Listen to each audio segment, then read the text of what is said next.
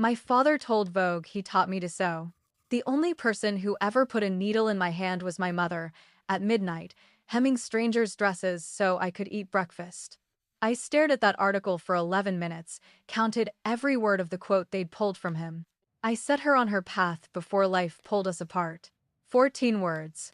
A lie in every one. I should tell you now, I'm not going to be calm about all of this.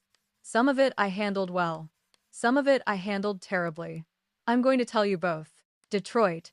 One-bedroom apartment off Gratiot Avenue, the kind of building where the hallways smelled like other people's dinners and the radiator worked when it felt like it. My mother Diane kept a Singer sewing machine on a folding table pushed against the kitchen wall. That machine ran every night after I was supposed to be asleep. I wasn't asleep. I was on the floor behind her chair with butcher paper and a pencil stub, sketching dresses I'd seen in the magazines she'd brought home from the laundromat. She'd glance down, point at a seam I'd drawn wrong, keep working. That was my education, no classroom, no curriculum, just a woman making $16 per dress alteration so the lights would stay on. My father was there for some of those nights. Martin Reed. Tall, charming when it served him, gone when it didn't. He left on a Tuesday. I was 9. Came home from school and the apartment felt different, lighter, somehow. Like a room after someone's moved the furniture out. My mother was sitting at the kitchen table, not sewing, not moving, just sitting with her hands flat on the surface like she was holding the wood in place. The rent money was gone. Every dollar from the coffee can above the refrigerator. No note, no explanation, no forwarding address. He disappeared into a new life in Columbus, and for 8 years, my mother and I heard nothing. Not a birthday card, not a phone call, not a single question about whether I was safe or hungry or still alive. She never said his name after that. She just sewed faster. By the time I turned 23, I'd saved $4,000 from freelance pattern work and weekend tailoring gigs. My mother matched it with money she'd hidden in a savings account I didn't know existed, her emergency fund, the one she started the week after he left, because she swore she'd never be caught without rent money again. $8,000. That was the seed capital for Reed Collective. I kept the last name because it was mine, not his. My mother's married name that she never bothered to change because the paperwork cost money she didn't have. Every time someone said Reed Collective, they were really saying Diane's name. That was intentional. The first collection was called Tuesday. 12 pieces, all built from repurposed fabrics, all constructed on that same Singer machine.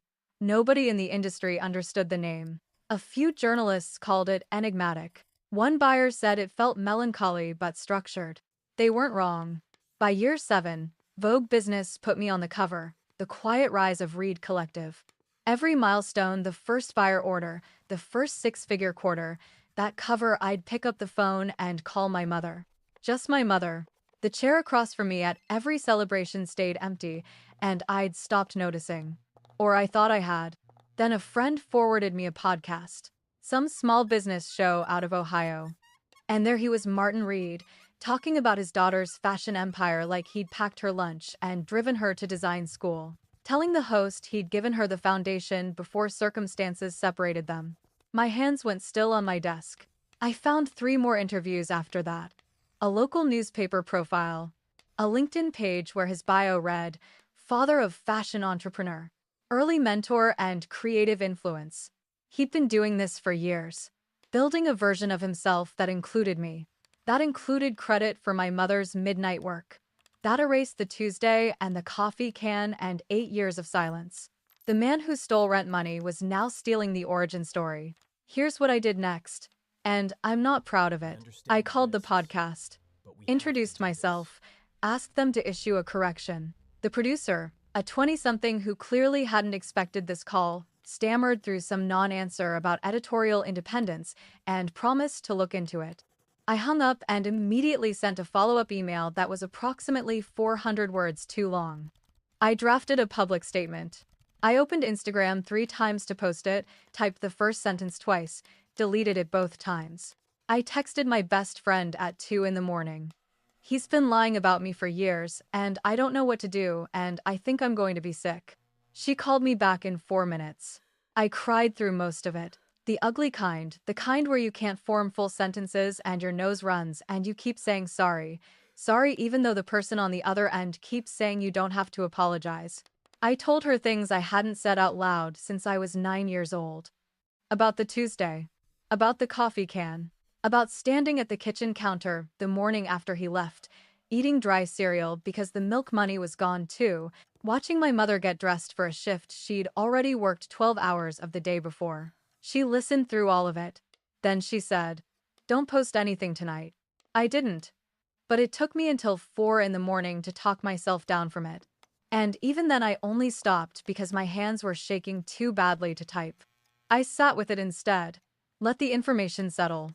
Waited because I've learned, painfully, that the moment you react publicly is the moment you lose control of the story. That's what I tell myself now. At the time it was less strategic and more. I was exhausted and I didn't know what to do, and waiting felt like the only thing I could control. 3 weeks passed. Then my phone rang. Unknown number. Ohio area code. I picked up and heard a voice I hadn't heard since I was 9 years old. "Hey, sweetheart, it's your dad." His voice was smaller than I remembered. He didn't ask how I was. Not "Are you okay?" Not "How's your mother?" Not even "I'm sorry." The first words out of Martin Reed's mouth after 8 years of silence were, "Did you see the Vogue piece?" They spelled my last name wrong in the caption. There was no caption. He wasn't in the article. But he'd already decided he was part of the story. I held the phone away from my ear. 3 seconds. Just to breathe. When I brought it back, I let him talk. His voice had this careful rhythm, pauses in all the wrong places, like he'd practiced in front of a mirror but couldn't quite land the delivery. He told me he was proud. Said he always knew I had it in me. The phrase "apple doesn't fall far from the tree" came twice, as though repetition would make it true. Then the pivot. Business had dried up. The woman he never used her name, just called her, the situation was gone. His apartment in Columbus was month to month. 3 months behind. He called it a rough patch. What he meant was, "I need money, and you have it now." There was a pause after that. Long enough that I thought the call had dropped. Then he said, I think about you a lot, you know? Both of you." And here's the thing I'm not proud of admitting, for about 4 seconds that landed. Not because I believed him, but because he sounded, in that moment, less like a man performing and more like a man who was genuinely alone and genuinely old and genuinely out of moves. Small. The word that came to me was small. I felt something close to pity. Then I remembered the coffee can. The ask came wrapped inside the word reconnecting. He wanted to rebuild what we had. What we had was a one-bedroom apartment and a mother who taught herself pattern making from library books so her daughter could eat breakfast. I said, "Let me think about it." Hung up. 3 days later, a letter arrived. Handwritten. 6 pages. Postmarked Columbus. And inside those 6 pages, Martin Reed did something worse than ask for money. He rewrote my mother. According to his version, Diane had pushed him out. Made it impossible to stay. He described screaming matches that never happened, doors slammed in his face, ultimatums delivered at volume. A woman consumed by anger who drove away the man who loved her. The letter ended with, "I didn't leave, sweetheart. I was told to go." I finished reading it standing at my kitchen counter. And for one nauseating, disorienting moment, I wondered, what if he's right? What if the story I've carried since I was 9 has a chapter I never saw? I want to be honest about those 48 hours, because I think people don't talk about this part enough. The doubt didn't feel like weakness. It felt like vertigo. Like the floor had shifted 2 inches and everything I'd built my sense of self on was suddenly slightly off level. I didn't eat much. I canceled 2 meetings, told my assistant I had a scheduling conflict, which was technically true if you count an internal collapse as a scheduling conflict. I sat on my bathroom floor at 11 o'clock at night with the letter in my lap, rereading the same 3 paragraphs, looking for something that felt like truth and finding nothing, but also not being able to stop looking. On the second night, I called my mother. I didn't tell her about the letter. I just talked. Asked about the neighborhood. Asked about her neighbor, Mrs. Watkins, and the garden. Listened to her voice, steady, unhurried, the same voice that had counted alteration money on the kitchen table and said 22, 23, 24 like she was counting blessings. I didn't ask her about him. I wasn't ready for her answer to complicate what I already knew. And I think part of me was ashamed that a 6-page letter from a man who abandoned us had made me doubt her for even 48 hours. That felt like its own small betrayal. On the third morning, I stopped wondering. Started looking. Mrs. Patterson, first our old neighbor on Livernois Avenue, who used to watch me after school when my mother pulled double shifts, she picked up on the second ring. Her memory was surgical. Your daddy didn't get pushed out of nothing, she said. He left on a Tuesday while your mama was at work. I saw him loading the car. He didn't even lock the front door behind him. Martin's letter claimed weeks of escalating conflict. Mrs. Patterson remembered no conflict. She remembered silence, the sudden, total kind that only comes when someone vanishes without warning. I found my mother's bank statements from a storage unit in Southfield, 3 boxes of records she'd kept because Diane Reed never threw away a receipt. $2,200 withdrawn from their joint account the day he left. Every penny of that month's rent. Her next deposit came 2 weeks later. $340. From hemming work she'd picked up overnight. His letter had no dates. No details. No witnesses. My mother's records had all 3. This wasn't a different perspective. It was a fabrication constructed specifically to make me doubt the woman who raised me alone, so that, when he stepped into the gap, I'd let him. I picked up a pen. Wrote back 3 lines. Thank you for sharing your perspective. I'd like to understand what happened. Let's talk. I wasn't forgiving him. I was leaving the door open just wide enough for him to walk through because I needed to see exactly how far he'd go. 2 weeks later, I launched the Diane Reed Foundation, named after my mother, funding scholarships for young designers from single-parent homes. The gala was set for Saturday, October 12th. Every editor, every buyer, every journalist who'd covered Reed Collective would be in that room. My mother's name on every program, every place card, every projection screen. On October 8th, Martin called again. Said he'd heard about the event. Asked if he could come. Wanted to celebrate my success and be there for me. I told him I'd think about it. I didn't send an invitation. On October 12th, I was adjusting the seating chart when my assistant Sarah touched my arm and pointed toward the entrance. Martin Reed walked through the doors of the Diane Reed Foundation Gala, uninvited, in a suit that didn't fit, smiling at the photographers like he'd been expected all along. 300 guests filled the Kimpton Ballroom in downtown Detroit. Editors from Elle and WWD circled the bar. Buyers from Nordstrom and Saks occupied center tables. Every program carried the same dedication on the inside cover for Diane Reed, who taught her daughter that a needle and thread could build a life. Sarah leaned close. Security can be here in 40 seconds. I watched him move through the room. Steady pace, unhurried, like a man arriving at his own party. People stepped aside without knowing why something about the way he carried himself suggested he belonged. That assumption is the most dangerous currency a person can spend. Every instinct I'd built over 17 years told me to intercept, redirect, contain. But a different instinct, older, quieter, told me to let him come. Let him walk the entire length of that ballroom. Let every step carry him deeper into a room where the truth was already printed in black ink on 300 programs he hadn't bothered to read. He reached me, extended his hand. There she is. His voice cracked on the second word. My girl. I didn't take his hand. Just let it hang there long enough for him to withdraw it on his own, which he did, converting the gesture into a casual adjustment of his jacket button. Smooth. Practiced. Someone nearby, I don't know who. I didn't look, made a small sound. Not quite a laugh. Not quite discomfort. The kind of sound a room makes when it doesn't know what it's witnessing yet. He talked about being proud. About the years apart as though distance were something that had happened to both of us equally, like weather. He mentioned my mother once called her your mom and described their separation as complicated. That's a word people use when the truth is very simple and very ugly. A woman from the WWD table had turned completely in her chair. I noticed because she wasn't being subtle about it, and I had this sudden, idiotic thought. She's going to write about this. Right now, in real time, she is deciding how to write about this. And I almost lost the thread of what I was doing. Almost. The quiet around us had spread to nearly half the ballroom. I turned away from Martin, faced the room. The microphone was already in my hand from introducing the scholarship recipients. Some of you have heard a version of my origin story that includes a father who taught me to sew. My voice came out steadier than I felt. My free hand, the one not holding the microphone, was pressed flat against my hip, fingers curled, nails cutting into my palm, not visible. But there, let me tell you the real one.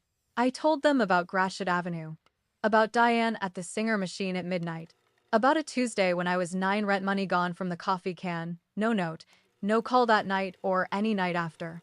About the $4,000 my mother saved over 6 years and matched from a savings account I didn't know existed. I want to tell you the speech landed perfectly. That I was composed and clear, and every word went exactly where I intended. That's not quite what happened. Somewhere in the middle of it, I lost the sentence I'd been building. Just gone. I stood there for a moment that felt much longer than it probably was, in front of 300 people and my uninvited father, and I had no idea what came next. A woman in the second row had her hand pressed over her mouth. I focused on her for a second, I don't know why, and then the sentence came back. I told them the first collection was named Tuesday. That every fashion journalist who called it melancholy but structured had no idea they were describing the specific day my childhood ended. My throat tightened around the last sentence in a way I hadn't expected, and there was a moment, maybe 2 seconds, where I wasn't sure I was going to finish it. I finished it. Then I looked at him. My father is here tonight, uninvited. I assumed because he heard there would be cameras. Martin's face didn't collapse. It froze. A collapse implies feeling. A freeze implies calculation interrupted. I don't know what you thought would happen tonight. But this foundation, this work, this story, none of it has room for you. It never did. He stood very still for a moment. Then he turned toward the exit. He stopped once, near the door, and looked back. Not at me. At the room. At the programs on the tables. At the projection screen still showing my mother's name. His face did something I hadn't expected and couldn't quite name, not shame, not anger. Something closer to a man realizing the version of this story that had lived in his head for 17 years was not the version anyone else was going to remember. Then he walked out. He was almost at the door when his phone rang. He answered it. I could see his face change from across the room, the composure slipping, something tightening in his jaw. He stepped outside. Later I found out what the call was. A journalist from the Columbus paper, who'd been running his early mentor quotes, had spent the previous 3 days fact-checking after someone tipped them off. They were killing the profile. Wanted a comment before it ran. There was no comment. The story ran the next morning anyway. Martin Reed, father of fashion founder, was absent for most of her life. 17 paragraphs. Bank records in the 5th one. I didn't plant that story. I didn't tip anyone off. The truth had been sitting there in public records for 17 years, waiting for someone to look. He called me twice in the week that followed. I let both calls go to voicemail. The first message was an explanation, the same reframing as the letter, warmer delivery, worse logic. The second was 4 minutes long. The composure I remembered from the gala wasn't there. His voice cracked in several places. He said, after everything I've done twice, which would have been more effective if he'd been able to name something. Near the end, he said, I don't understand why you'd want to humiliate your own father in public. I saved both voicemails, not to use them. Just so I had proof that the version of this story where I'm the one who caused harm was always available to him, right up until the end. 3 weeks later, an email arrived. Subject line, I'm sorry you felt you had to do that. Not I'm sorry. Not I was wrong. The construction careful, placing the burden back on me, framing truth-telling as emotional excess. Children of people who leave recognize that sentence structure. It's the final revision. The last attempt to rewrite the story before they go quiet again. I didn't respond. Some silences are answers. The foundation received more donations in the following week than in the previous 6 months combined. 47 young designers received scholarships that first year. 39 came from single-parent homes. 12 named their debut collections after their mothers. I called Diane the night of the gala. A neighbor had already called her about the coverage. I expected worry, maybe anger that I hadn't warned her. She was quiet for a long time. Then, "You told the truth. That's all I ever wanted." No tears. No dramatics. Just a woman who had spent 17 years at a sewing machine hearing her daughter confirm what she'd never had the platform to say herself. Last month, I flew back to Detroit, drove to the storage unit, where I'd kept the sewing table, the original one, scarred oak. One leg shimmed with a folded piece of cardboard my mother never replaced, because replacing it would have cost $8 she didn't have. I brought it to my studio in New York. Set it by the window where the light comes in strongest. Some mornings I run my hand across the surface before the team arrives. My fingers find the grooves where scissors bit too deep. The faint ring from a coffee cup that sat there every night past midnight. Last Tuesday, I picked up a needle. Started sketching a new collection on butcher paper, the way I always have. When someone at the fitting asked where I learned to sew, the answer came without hesitation. My mother. At midnight. On a Tuesday. I don't think I'm the only person who's lived through something like this. The father who came back when there was something to claim. The story told in your absence, with your name on it, in someone else's voice. If you know what that feels like, you already know exactly what I was standing up for in that room. Subscribe. Next week's story starts with a phone call I should have ended 30 seconds in, and didn't.